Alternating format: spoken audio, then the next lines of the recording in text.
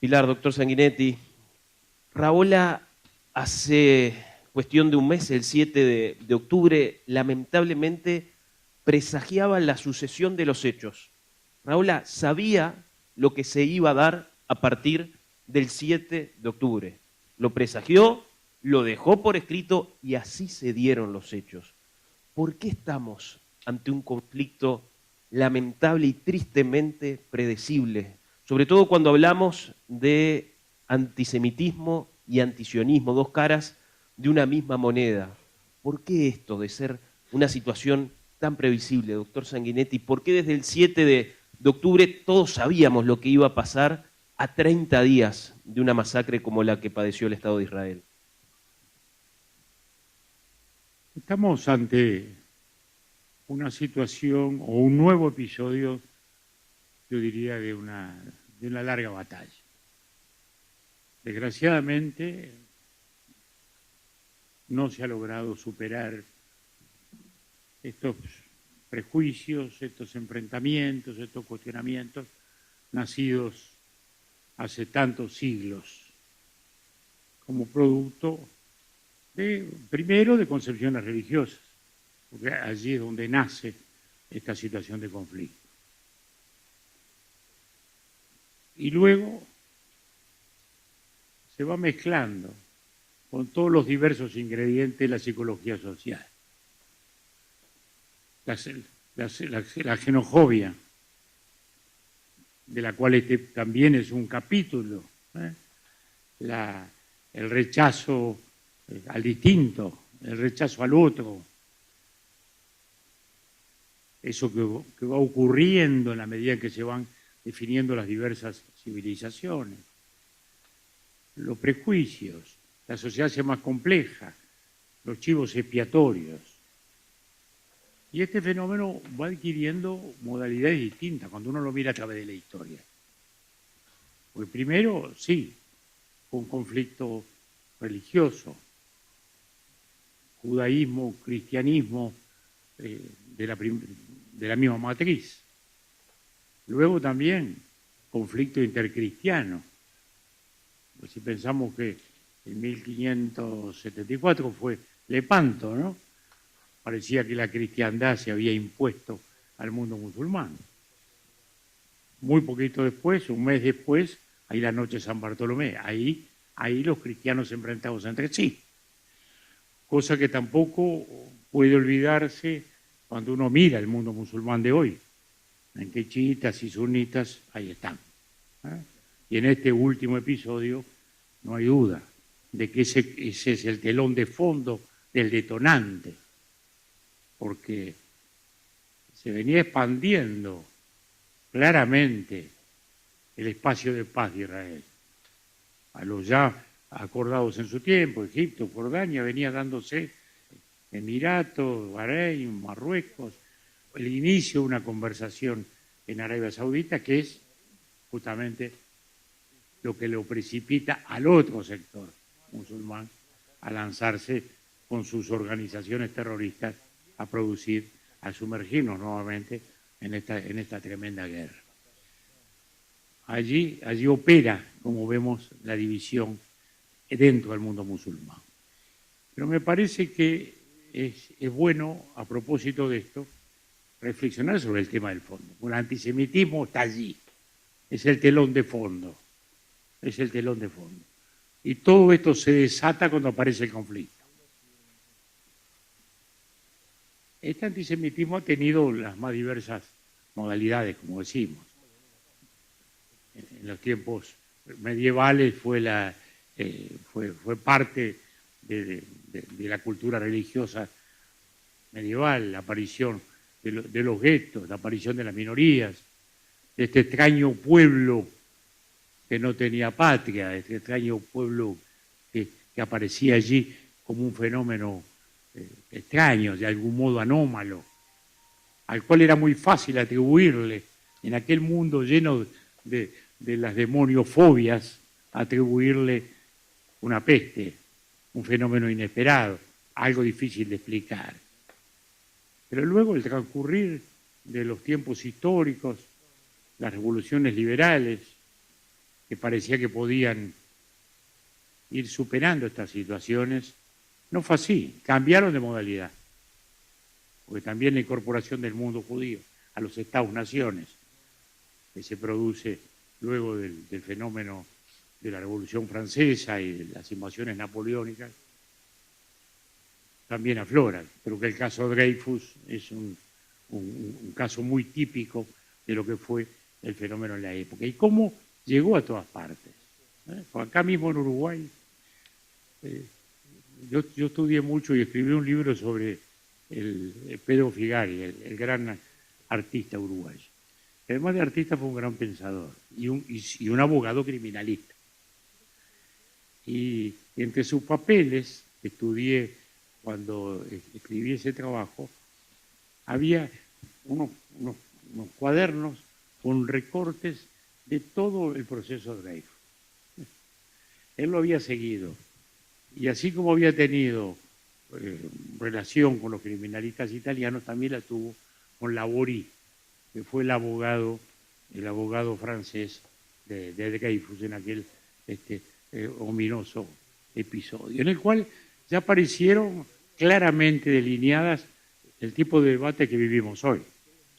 De un lado el prejuicio instalado y del otro lado, digamos, la reserva liberal y humanista que en aquel momento encarnó Émile Zola con el J'accuse y que dijo: algún día Francia me tendrá que reconocer que salve su dignidad. Y si no la salvó, por lo menos mostró esa dialéctica. Y así han seguido los tiempos. Vino el tiempo de la Segunda Guerra Mundial.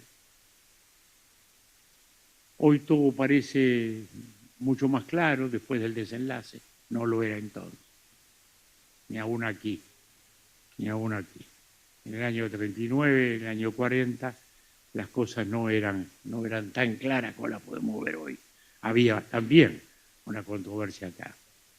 Yo el otro día les decía a algunos muchachos, cuando estuvimos en el acto ahí en la Rambla, le digo, bueno, yo, para mí hace 75 años que tuve por primera vez en un acto de esto, con 12 años de la mano de mi papá, en el año 48. O sea, si será larga la lucha y si será larga la militancia, entristecedor en cuanto a su persistencia, pero también estimulante en cuanto a la afirmación de valores y a la necesidad de estar vigentes, presentes y cada día mencionando esto, porque solo una conciencia colectiva es la que permite que estos episodios no generen estos debates y estas explicaciones tortuosas que estamos viviendo hoy, porque el antisemitismo en los últimos años, como sabemos, y esta quizá fue la mayor mutación, fue la del famoso antisionismo, como sucedáneo del sentimiento del prejuicio original, para trasladar entonces el debate a la política de Israel. Bajarla a la tierra y de ese modo pretender que es mucho más fácil el ataque al corazón del tema. Cuando ambas cosas se conjugan uno, porque uno es la negación del individuo y el otro es la negación de la posibilidad de que esos individuos puedan vivir colectivamente bajo sus mismos sentimientos y sus mismas leyes. Son dos caras ominosas de la misma moneda.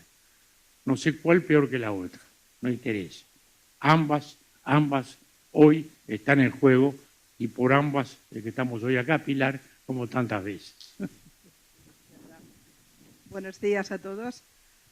No voy a mover ni un ápice de la mirada global que ha hecho el presidente porque me parece que es inapelable, pero voy a intentar añadir la mirada del 2.0, la mirada del momento actual.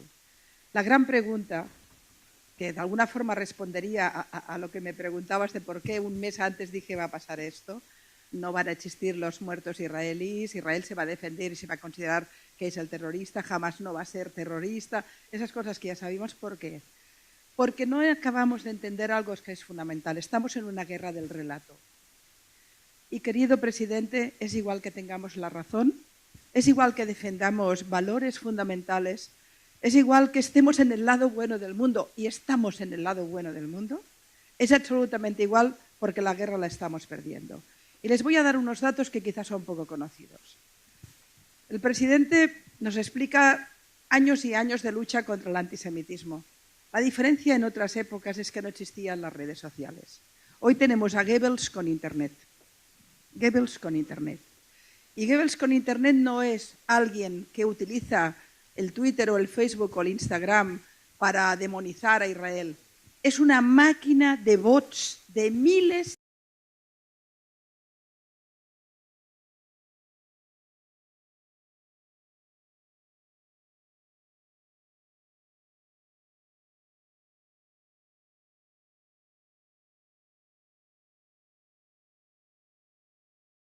Si algo tenemos que poner en pantalla como novedad de la lucha contra el antisemitismo o del porqué del crecimiento del antisemitismo, es este fenómeno nuevo que nos lo ha cambiado todo para mal. Es decir, ustedes lógicamente se preguntarán, después de que han entrado en las casas de la gente, han violado a las mujeres ante sus hijos y padres, han degollado bebés, han sacado fetos de las embarazadas, han hecho lo que la humanidad no puede imaginar que haga, han sido el mal puro, han sido Hitler, han sido el Daesh, ha sido todo lo horroroso que podemos imaginar. ¿Por qué el mundo no nos da la razón? ¿Por qué la gente al día siguiente no dice qué horror? ¿Por qué jamás se convierte en el apestado del mundo? Porque a partir del minuto 1 la gente empezó a recibir imágenes que criminalizaban a Israel, olvidaban completamente la masacre y creaban el relato de la victimización del pueblo palestino. Y nuestra lucha, presidente, y a todos vosotros la digo, no es contra los convencidos, es contra la gente normal que, impactado emocionalmente por lo que recibe en las redes cada día, acaba creyendo que uno es el malo, el otro es el bueno, y se olvida de la línea fundamental que es la que tiene que ver con la humanidad. Mi problema es mi vecino, que me dice, ¿cómo puedes defender a estos monstruos? ¿Cuáles? Jamás. No, Israel. Mi amigo. Yo lo decía ayer, presidente, y lo he escrito incluso, no reconozco a mi sociedad, no reconozco a muchos de mis amigos, no reconozco a gente culta que está diciendo cualquier barbaridad en este momento tan crucial. ¿Pero por qué? Porque no hemos entendido algo muy importante. Estamos en una guerra mediática mundial. Y en el lado fuerte está Rusia, está China y está Irán. Irán y Rusia son los dos países que crean más bots falsos en el mundo. Ahí Israel se ha despistado. Ahí Israel no se ha dado cuenta que hay una guerra por hacer. Porque todos pensamos que si defendemos valores fundamentales, si estamos en el lado bueno, ¿para qué nos explicamos con razones? No, si es que Israel no ha hecho esto, no es que tal. Olvídense ustedes, hay fábricas enteras de personas que se están dedicando a enviarte miles y miles de imágenes que mi vecino recibe en su Twitter o en su Facebook, donde de golpe le están diciendo barbaridades que se las cree. Porque el segundo elemento diferenciador respecto a otras épocas es que ya no existe la prensa solvente, creíble. Claro que existe, tenemos la BBC, tenemos los grandes periódicos, pero como la información corre tan deprisa, esos grandes periódicos que necesitaban un tiempo para verificar una información, para darla por buena, hoy tienen miedo de que las redes les pasen la cara. Si de golpe salen en Twitter que están bombardeando el hospital, los israelíes, la BBC no va a tener tiempo de preguntar quién la ha disparado, cómo ha sido, de verificar. Asumirá como bueno eso y ese es el titular. Y de golpe esa red que es falsa se multiplica y se blanquea en los grandes medios de comunicación. Con lo cual estamos absolutamente huérfanos en este momento. Y si algo tengo que decirles es que esto va mal y va a ir a peor. Lo siento mucho, esto va a ir a peor. Porque nosotros, cuando digo a nosotros, me refiero a la gente que nos mantenemos en la defensa de unos valores fundamentales que tienen que ver con la civilización, con esa construcción que el enciclopedismo y la ilustración creó, y que luego con la Carta de Derechos Humanos culminamos, eso está en quiebra, está en quiebra. Y toda esa guerra, esa lucha por el relato y toda esa lucha entre civilización y barbarie está pasando por en medio, el punto tectónico es Israel. Por eso Israel es tan importante y por eso el otro lado no se preocupa de los muertos en Siria, no se preocupa de los muertos en Yemen, no se preocupó nunca de los muertos en ningún lugar, solo se preocupa si hay muertos en Palestina, porque conforma el relato. Por tanto, yo lo digo con toda claridad, estamos en una guerra mundial, no es bélica, pero es mediática. Y no se imaginen que esto es inocente. Aquí hay una construcción deliberada con servicios de inteligencia para crear... Entonces, a partir de ahí, cuando ustedes dicen, ¿cómo es posible? Es que otra vez ese antisemitismo puro, bueno, han tomado el prejuicio endémico, el que empezó ya en la vieja Sefarad con la expulsión de los judíos y con el mito del judío perverso que bebía sangre de los niños cristianos, y hemos acabado, pasamos luego por Auschwitz, y ahora tenemos a los malvados israelíes matando niños, siempre son judíos y niños, siempre. De manera que vamos a empezar a ponernos muy serios, y te lo dejo, perdón, porque esto es una guerra. Es una guerra por el relato, pero es una guerra. Y el mundo se está configurando nuevamente, igual que en la Guerra Fría. Y fíjense ustedes quién está en un lado. Irán, Rusia y en parte China. Con un elemento que hay que poner también sobre la mesa, no lo olvidemos. China ha hecho un acuerdo económico billonario de enorme importancia con Irán. Y Irán ha hecho un acuerdo con Rusia por el tema del gas, también de 40.000 millones. De manera que aquí hay también intereses económicos, hay intereses geopolíticos y geoestratégicos. Y en medio están los pobres judíos. Y en medio está Israel. Es una guerra de relatos, sin duda. Como todas las guerras. Las guerras siempre se construyen sobre la base de un relato. Pero Lo que ocurre es que no había redes. No hay la masividad que tenemos hoy. Pero eso lo hace el desafío más grande. Y eso le genera un inmediatismo a la comunicación, una fugacidad, en que nada dura 24 horas, nada dura 48 horas. Entonces, el ataque de Hamás es un ataque, si se quiere, inédito, porque pocas veces se ha organizado un ataque específicamente dirigido a la sociedad civil, deliberadamente, con el objetivo de generar un terror colectivo.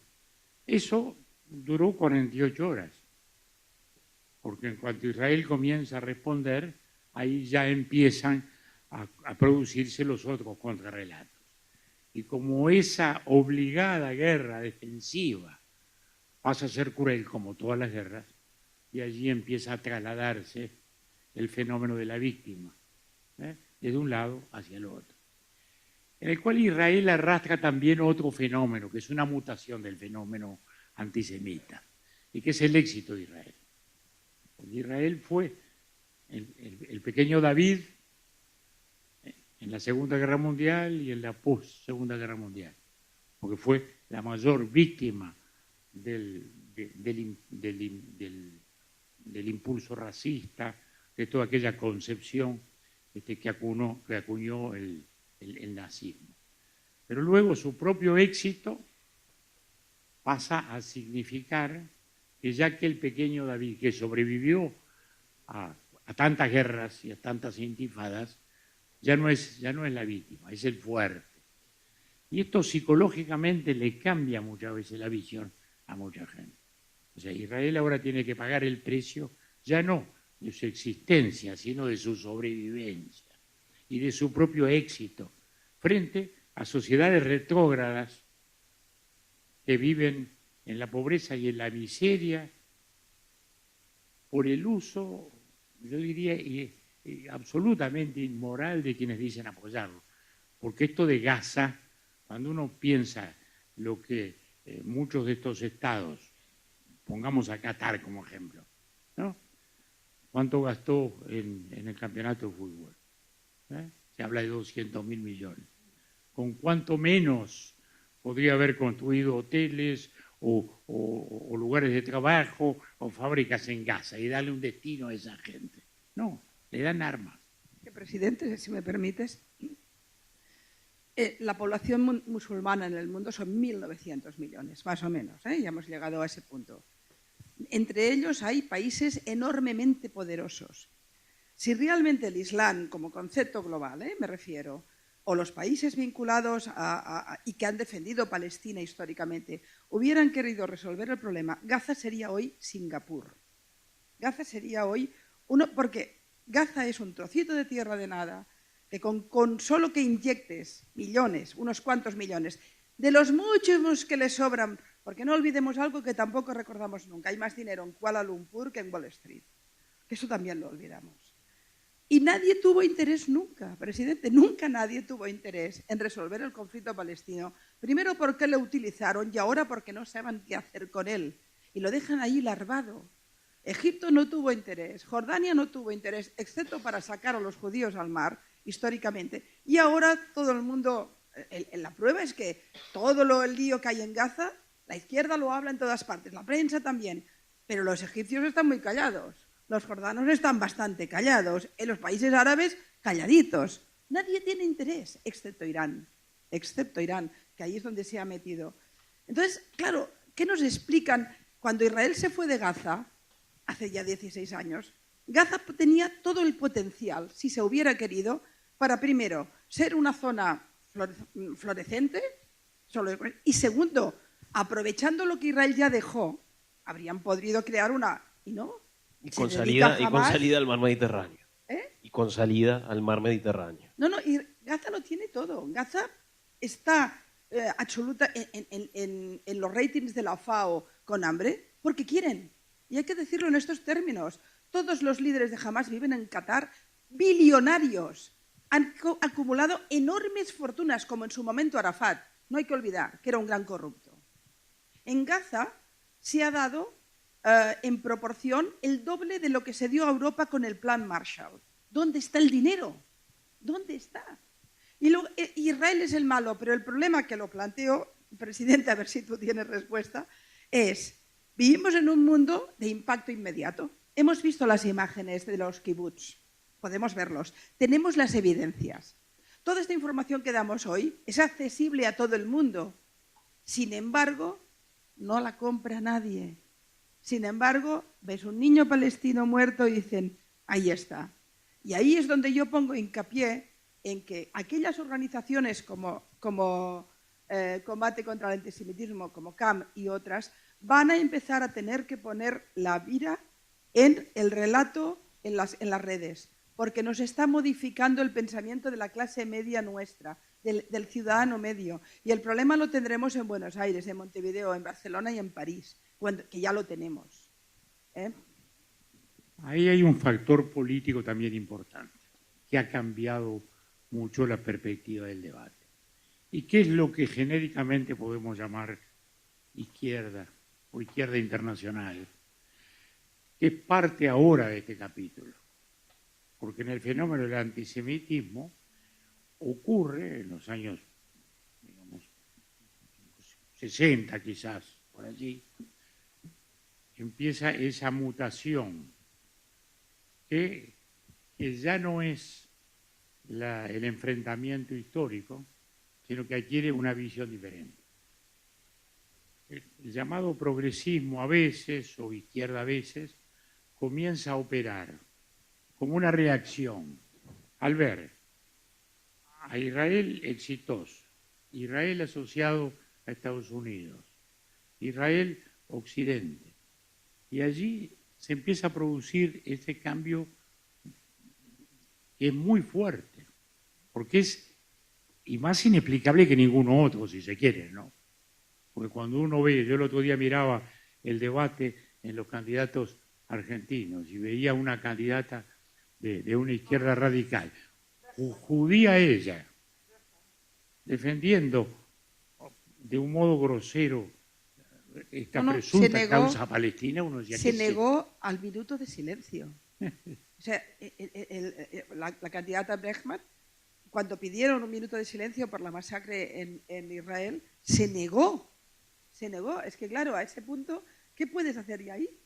Bueno, fíjate, ¿en qué lugar estaría ella de predominar esa corriente? ¿Dónde estaría ella? En la cocina lavando platos, ¿no, verdad?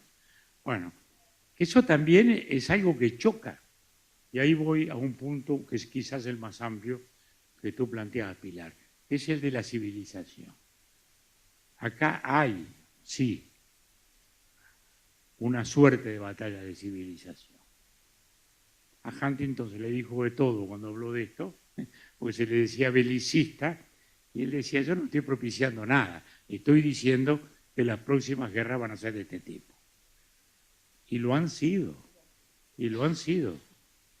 Por supuesto han cambiado los actores, porque antes había el núcleo era una batalla interreligiosa. El núcleo era una batalla interreligiosa. Y hoy no lo es. Hoy no lo es. Porque o no lo es en parte, o no lo es desde nuestro ángulo, porque la controversia judío-cristiana se ha ido superando. Ha costado años, pero ha ocurrido y no debemos dejar de reconocerlo a ese gran papa que fue Juan Pablo II, al cual tuvimos acá 2 visitas, con el cual tuvimos el privilegio de conversar y sentir que había una figura que ejerció un magisterio fundamental en los equilibrios incluso políticos de este tiempo. Y ese diálogo interreligioso que acá ustedes van a tener y difundir también, digamos, tiene ya una variante significativa. Pero en cambio hay una variante política que se asume desde lo que se considera progresismo. Y eso ya empezó en nuestra América Latina en los años 60. Recuerdo que con Marcos tuvimos unas actividades hace mucho tiempo en nuestro partido y él recordaba que allá por el año 66, cuando la famosa Tricontinental de La Habana, en la cual se lanzaba, digamos, lo que era la gran revolución latinoamericana, un grupo de izquierda israelí no fue aceptado. Ya no fue aceptado en lo que era la organización de las corrientes de izquierda. Entonces hay acá una batalla política civilizatoria muy compleja y muy reaccionaria, porque debajo del manto del progresismo aparece este fenómeno. Y allí ocurre otro sesgo que es muy importante. Yo publiqué un libro hace unos años recogiendo artículos míos de más de medio siglo, que se llama La trinchera de Occidente, y que es algo que suelen ignorarse los países occidentales, y que Israel es nosotros, y que no se trata de ser occidentales contra los orientales, sino de afirmar nuestros propios valores, que son los universales, porque nuestros valores son los universales, no son los nuestros frente a los demás, son los valores de la convivencia entre toda la humanidad. Y eso es también lo que está en juego. Y a veces no se entiende que este Occidente también es muy vulnerable, porque esos grupos organizados enseguida se sienten acorralados porque los extremos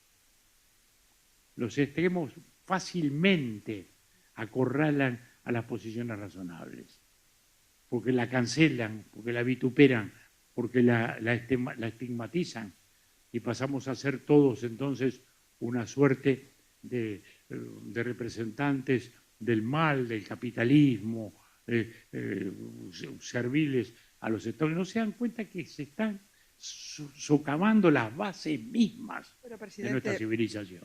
Esto no es nuevo, ¿eh? Es decir, tú decías algo que a mí me parece fundamental.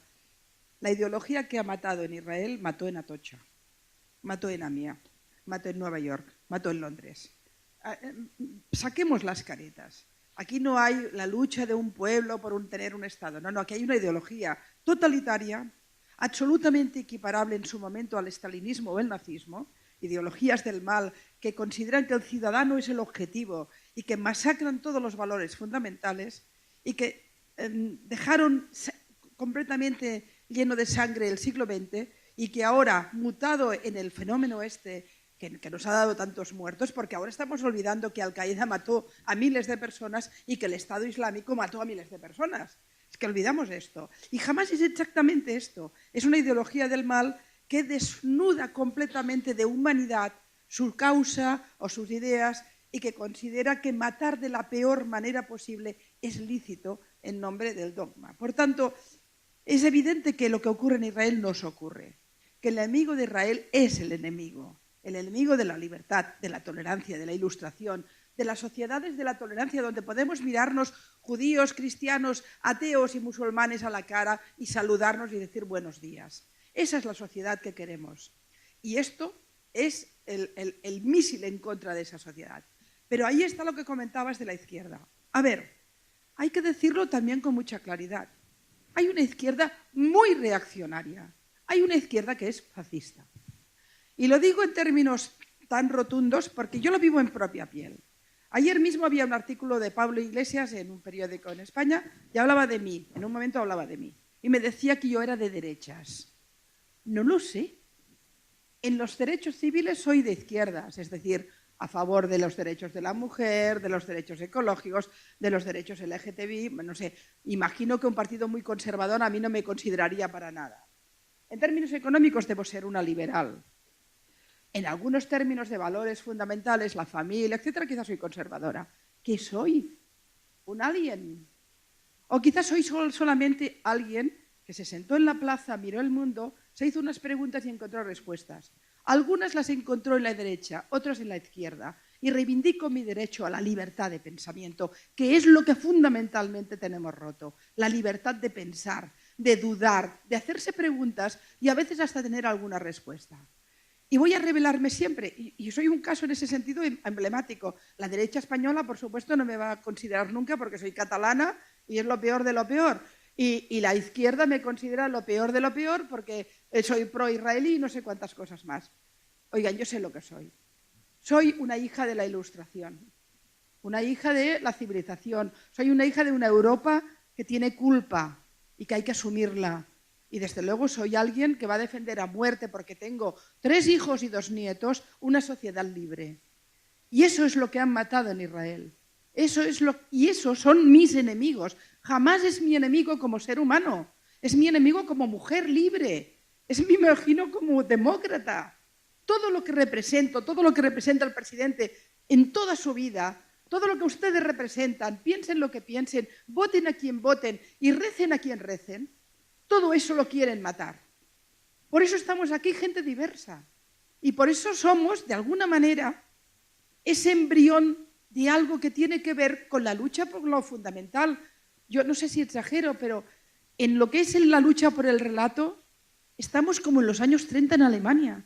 De golpe notamos un discurso de odio que va creciendo, que la izquierda es cómplice de él y que nadie lo para. Y repito para acabar, cuando decía, es que la izquierda hay una izquierda reaccionaria. Presidente, yo estaba estudiando en la universidad en Barcelona y recuerdo haber comprado el libro El archipiélago Gulag de Solzhenitsyn porque quería saber qué pasaba en Siberia. Y mis compañeros de universidad me dijeron, ¿pero qué haces? Estás leyendo un libro de la CIA. Porque no había gente en Siberia. Es decir, desde que tengo memoria y me he formado políticamente y como ser humano, siempre he tenido a mi lado una izquierda que me decía cosas que no eran ciertas y defendía planteamientos que no eran libres. Recuerdo perfectamente a un profesor muy relevante en mi país, que murió hace poco y que se considera un gurú, que nos decía que en Rumanía era el sumum de la libertad. ¡Rumanía! Y luego cuando él viajaba a Rumanía se paseaba con un Rolls con Ceausescu. ¿Eso es la izquierda? ¿Eso es el progresismo? No, yo soy progresista. Y esos no son progresistas, no lo han sido nunca. Hay una izquierda que es claramente, igual que hay una derecha fascista, pero la tenemos identificada. Nunca en campo tuvimos identificada una izquierda. Y lo digo con claridad, es fascismo lo que pasa en Venezuela. Maduro es eso. Bueno, y sobre todo es un imbécil. Pero aparte de eso, me parece evidente, y perdonen, porque alguien que habla con los pajaritos tampoco muy listo no debe ser. Pero, claro, ¿esto es izquierda? Un puente aéreo Caracas-Teherán ¿Eso es de izquierda? No, eso es fascismo, de izquierdas. Bueno, lo que ocurre es que si hablamos de izquierda, empezamos en la Revolución Francesa, que engendró los dos monstruos, ¿no? Engendró los dos monstruos, el de la libertad y el del terror. De modo que esos dos monstruos han convivido. Y en lo que llamamos genéricamente izquierda, todos sabemos bien que se engendró la monstruosidad de los sistemas comunistas, leninistas, estalinistas, que son quienes han sembrado de terror y de odio y de esclavitud y de tiranía, que nos han llevado a tantas situaciones. Pero aquí me parece que en este tema del relato y del contrarrelato, de inmediato se desdibuja el tema y desaparece que jamás es una organización terrorista, que no es parte de un diálogo, porque se dice, bueno, las dos partes. ¿Cuáles son las dos partes? Hay una parte que dice que la otra no existe y no tiene derecho a existir, y que usa la metodología más cruel, más despiadada de ese punto de vista. Se oculta que a su vez eso está usurpando el poder de un modo despótico. Es una dictadura, porque todos los intentos de paz que parecen olvidarse, ¿no? Recordamos Camp Davis, recordemos el Pacto de Oslo, recordemos 5 ofertas de crear Estado palestino. la constitución de la autoridad palestina, todos pasos afirmativos que se dieron en la búsqueda o la reconfiguración de aquellos dos estados que en el año 47-48 se habían dibujado cuando nació Israel y que desgraciadamente entonces se rechazaron porque pudo más el odio de Israel. Entonces, esto me parece que es fundamental. ¿De qué modo se confunden esas cosas? Porque jamás es el primero que ha mediatizado y sustituido a la autoridad palestina. Bueno, los mataron. Es que los mataron.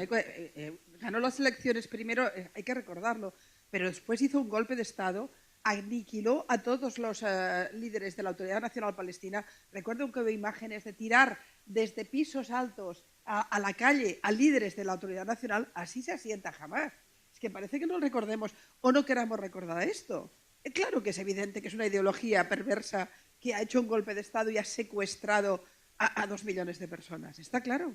No, pero esto es diabólico, porque hay que entender justamente que se habían logrado avances sustantivos. Se había constituido una autoridad palestina que era el embrión de un posible Estado en la medida en que ese paso se fuera abonando uno tras otro con acciones de paz, como decimos, con acciones constructivas, con buscar inversiones económicas que aliviaran tensiones sociales, que generaran ocupación, que generaran trabajo, que dieran normalidad a la vida en ese territorio. Eso no era tan imposible, estaba a la mano de estos ricos estados que lo podían hacer. Y entonces se desdibuja tanto la cuestión que no se advierte eso, de que la primera víctima acá fueron los otros. La primera víctima fueron los musulmanes palestinos que apostaron por la paz y que fueron desplazados por la fuerza, por la violencia, por este movimiento que es terrorista, que es golpista, que usurpa el poder y que tiene sometido a ese pueblo palestino. Porque cuando ocurren estas cosas, el margen de libertad desaparece. Uno imagina lo que debe ser el temor en el cual se vive allá adentro. No el temor a Israel, que hoy aparece en la guerra, el temor a esa dictadura, de ese núcleo de violencia, que no tiene ningún remedio en aplicarlo hacia lo interno como efectivamente lo ha hecho. Entonces, todas estas cosas allí están. Todas estas cosas son los ingredientes de esta larga historia en la cual cada vez que nos acercamos a la paz aparece el elemento disruptivo. Porque no es, vuelvo a decir, que estemos igual que hace 50 años, porque se han ido generando avances, se han ido generando acuerdos.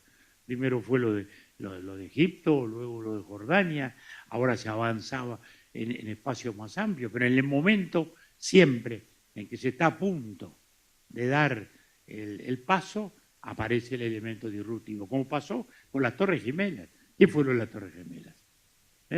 Parecía que lo de la autoridad palestina andaba, parecía que la cosa andaba, entonces el mensaje al mundo, acá estamos y no vamos a permitirlo. Y eso fue algo de una fuerza simbólica tremenda, imposible de ignorar, porque le dio justamente el sentido de universalidad a esta batalla que trata de expandirse en todos los lugares, aún en sociedades tan democráticas como la nuestra. A corto plazo, Pilar, señalás, esto va a ir a peor, lamentablemente esto va a empeorar. ¿Cuál es la mirada a corto plazo para la diáspora? En ese combate que la lógica indica debería llevarnos hasta una resignación, pero por el contrario nos hace redoblar. Ahora, ¿qué esperar para este corto plazo a futuro? A ver, lo primero es responder a una pregunta clave. Si Hamás entra en Israel, entra en las casas de la gente y masacra a 1.400 personas, ¿qué se esperaban que pasaría? Esa pregunta parece lógica. Lo normal sería que Israel entrara en Gaza, buscara a sus secuestrados, defendiera a su gente. Es lo que querían. ¿Quién lo quería? ¿Hamás? Hamás no manda. Hamás no manda. Hamás, Yihad Islamía y etcétera, hace muchísimo tiempo que dependen de la estrategia y el diseño que hace del conflicto Irán. Pero es que además tenemos los datos y vamos a darlos. El 5 de septiembre se reunieron en Beirut Yihad Islamía, Hamás, la Guardia Revolucionaria y Hezbollah.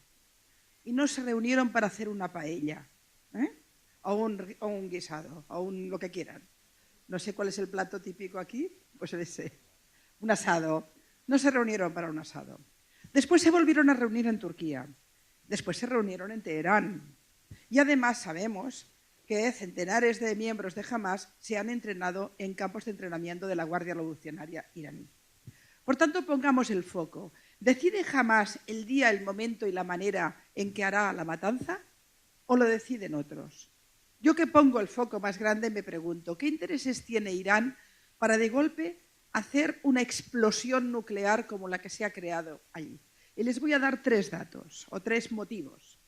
El primer motivo, la inminencia del acuerdo con Arabia Saudita en los acuerdos de Abraham. Fundamental. Porque a pesar de que los acuerdos de Abraham ya han empezado a cambiar el paradigma en Oriente Medio y han dado una estabilidad y han dado una importancia de flujos económicos y de flujos de defensa muy importantes, el gran paquete, el santo grande, digamos, del acuerdo era el acuerdo con Arabia Saudita y Marruecos. Y justo antes de la matanza, la semana anterior, ya había habido intercambio de ministros oficialmente israelíes con Arabia Saudita y viajes a Riad. Pero además era inminente el acuerdo con Marruecos, enormemente importante para la entrada musulmana en Europa y para la estabilidad también en el Mediterráneo. Y de golpe, ¿esto ahora se va a poder producir? ¿Quién firma ahora con Arabia Saudita? ¿Cómo Arabia Saudita va a poder ahora firmar con este encendido? Marruecos, que quería firmar rápidamente, el primer partido del Parlamento, que es un partido islamista, ya salió a la calle a favor de Hamás. Al día siguiente, cuidado. Por tanto, primer motivo por el que Irán dice hay que cargarse los acuerdos, vamos a crear un buen quilombo, que dirán los argentinos, ¿no? Lo segundo, que tampoco no es menor, es la hegemonía del relato en el mundo islámico. Irán, teóricamente, es aislado porque es chiita. La inmensa mayoría de los musulmanes del mundo son sunitas. Bien, pero ya hace muchos años que la fusión entre Irán y Hamás se produjo.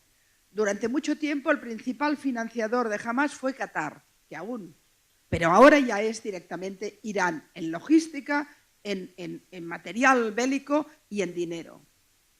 ¿Qué ocurre? que el tema palestino ya es un problemón para el mundo árabe y islámico. A nadie le interesa, a nadie, no le interesan a los marroquíes, no le interesa a los saudíes, no le interesa a los Emiratos, no le interesa ni en Indonesia. Es decir, los 1.900 millones que han sido educados en pobrecitos los palestinos, sus gobiernos y sus sociedades se han ido alejando. Y el relato palestino ha quedado huérfano. Irán lo ha tomado. Se lo ha quedado y es el defensor de los palestinos.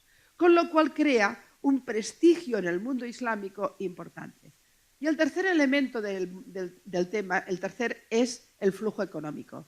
Irán, no lo olvidemos, fue el gran vencedor de la guerra en Siria. ¿Quién ganó en Siria? ¿Los buenos? Ganó Irán, ganó Rusia y en parte ganó Turquía. No vamos bien. Estados Unidos estuvo despistado, Europa no estuvo, porque hace tiempo que Europa no está en nada, con lo cual, de golpe, quien está configurando el mapa del mundo son estos otros, que no están en los valores de la libertad, precisamente. Y entonces, claro, en el momento en que Irán se refuerza con su alianza con China y se refuerza con su alianza gasística con Rusia, que está configurando el movimiento de gas, porque Rusia, que en un 90 o 80% vendía el gas a Europa, con la guerra de Ucrania queda en un 20% y tiene que desviar y se esté creando un nuevo eje. Igual que Estados Unidos está creando otro eje por abajo. Todo esto también interactúa. Entonces, ahí acabo, por motivos diversos, los grandes estrategas iraníes, que Irán es un gran país, tienen uno de los mejores servicios de inteligencia del mundo. Cuidado, ¿eh? No estamos hablando de un chiquito, no estamos hablando... ¿Por qué los servicios de inteligencia israelíes no descubrieron el tema? Bueno, primero porque estaban despistados con el lío interior, que ya es el colmo y eso ya, de momento, no toca ni hablarlo, pero en fin. Pero segundo, porque además crearon una contrainteligencia de despiste a la inteligencia israelí que fue enormemente eficaz. Es que no hablamos de enemigos pequeños. Claro, si esto lo reducimos al niño palestino y el chico del Sahel israelí, está resuelto.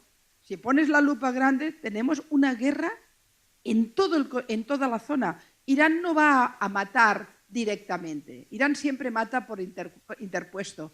Se está peleando con Arabia Saudita en el Yemen, que mueran yemenitas. Lo hemos visto en Buenos Aires. Bueno, eso ya... La mano de Irán ha estado detrás. Solo acabo un segundito, presidente, para lo que preguntabas. Bueno, solo acabo con esto. Si ponemos la lupa grande, es evidente que estamos en un conflicto que está en crecimiento, que no va a ir de momento a mejor, porque hay intereses geopolíticos tan fuertes en lo económico y en lo político que no van a dejar la pieza. Y la única solución que tenemos es que cuanto antes acabe con Hamás e Israel, tiene que acabar, como acabamos con el Estado Islámico, tiene que acabar con Hamás, tiene que ocupar Gaza y luego tiene que haber una fuerza internacional de reconstrucción de Gaza. Y es que no hay mucho más, porque por el resto estos van a continuar. No olvidemos que si Hezbollah entra, vamos a tener un lío muy grande. Doctor, a modo de cierre. Bueno, yo hago dos reflexiones. Una, la que refiere a todo este relato tan tergiversado que empezamos a recibir a través de imágenes, de fake news, de todo este tipo de cosas. Pero luego también el trasfondo del tema que aquí nos convoca, que es el antisemitismo. Porque detrás de todo de este conflicto, uno de los tantos episodios que estamos viviendo desde el 48 aquí, hoy en un marco geopolítico distinto, con intereses distintos, pero por detrás de todo esto está ese sentimiento, está el prejuicio, el chivo expiatorio, la explotación de todos los resentimientos, la explicación de todas las frustraciones, la búsqueda siempre del distinto, al cual se le mantiene distinto a través del acoso, y que como está necesitado de sobrevivir, tiene que afirmarse naturalmente en sus propios valores. Y no siempre se reconocen que esos valores del pueblo judío son también los mismos valores de toda nuestra civilización. Se ha avanzado, sí, hay legislaciones antidiscriminatorias, acá mismo lo hemos hecho, en fin, pero esto es un tema cultural muy profundo. Se ha estudiado mucho la psicología del terrorista, se ha estudiado mucho la psicología del antisemitismo. Las conclusiones nunca son claras, pero lo que es evidente que es el modo de exorcizar las frustraciones a través de una expresión de odio, de la búsqueda de ese chivo expiatorio que tanto luce para las corrientes extremas. Y esa es la batalla de fondo, la que se libra cada día en las escuelas, en los liceos, en la prensa, en la televisión y ahora en estas redes inmanejables, ¿no? Nos convoca entonces a una militancia, porque ese es el tema. Ellos tienen organizaciones muy fuertes. Nosotros estamos más difusos por nuestra propia idiosincrasia, por nuestro propio espíritu de libertad, por nuestro propio modo de actuar, por nuestra mentalidad abierta y no conspirativa. No estamos conspirando contra nadie, al revés. Estamos tratando de superar las conspiraciones para buscar una convivencia mayor. Y esta es la búsqueda de nuestra civilización.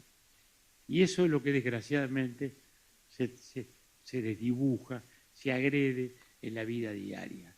Entonces, más que nunca debemos reforzar eso, más que nunca debemos enfrentarlo, en condiciones adversas hoy, pero es imprescindible. Si no se le derrota a los terroristas, es lo peor que nos puede pasar. Todo ese lamento plañidero que aparece hoy frente a una organización terrorista que usa como ningún otro, con desprecio total de la vida humana, porque eso hay que decirlo con toda claridad. Cada vida humana en Israel tiene un valor para su sociedad muy distinto al valor que tiene para esta sociedad terrorista la vida humana, que no existe. Entonces poner polvorines o armamentos abajo de un hospital o una escuela es parte de su legitimidad. Su dogma los habilita a eso.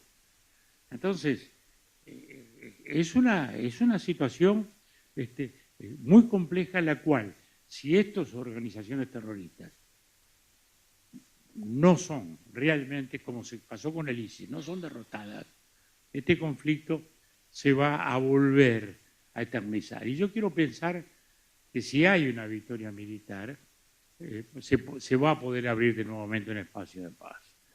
Como también digo, y lo he dicho y lo he escrito, y más de una vez me han acusado de belicista, como también digo, que una derrota de Israel es una explosión reaccionaria y negativa que pone en juego la democracia en Occidente.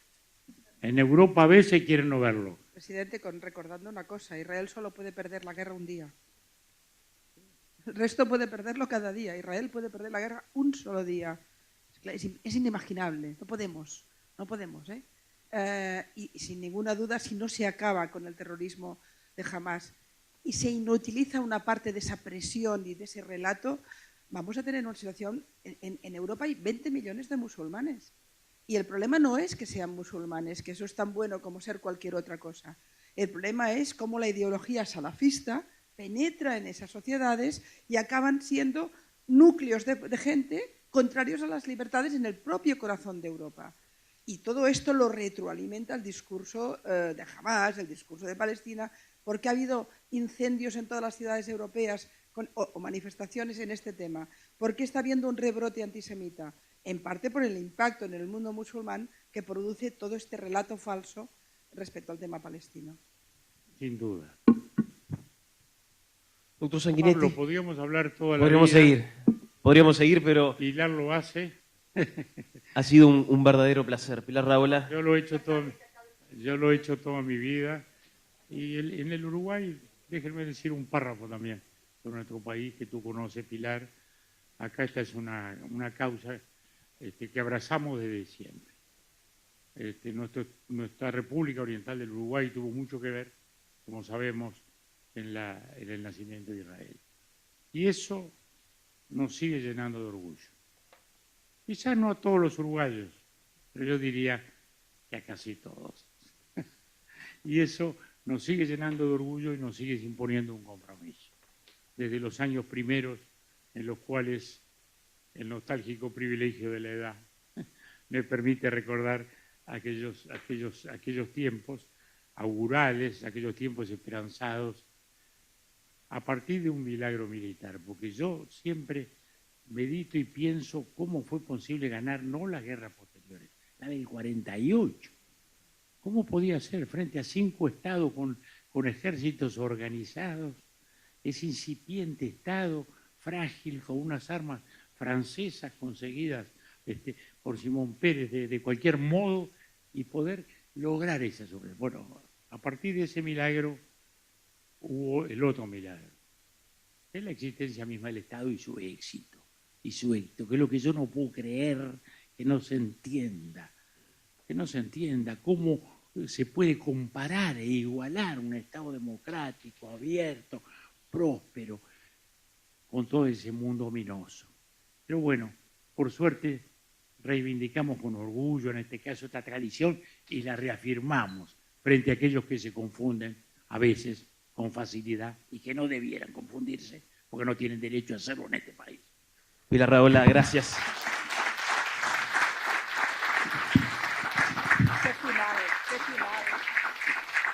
Gracias por estar en Montevideo, Pilar. Doctor Julio María Sanguinetti, gracias, muy amable, el placer de siempre de escucharlo, el aplauso es para ustedes. Seguimos en minutos con más actividades, con más disertaciones en el marco de este tercer foro de Latinoamérica e Israel. Gracias.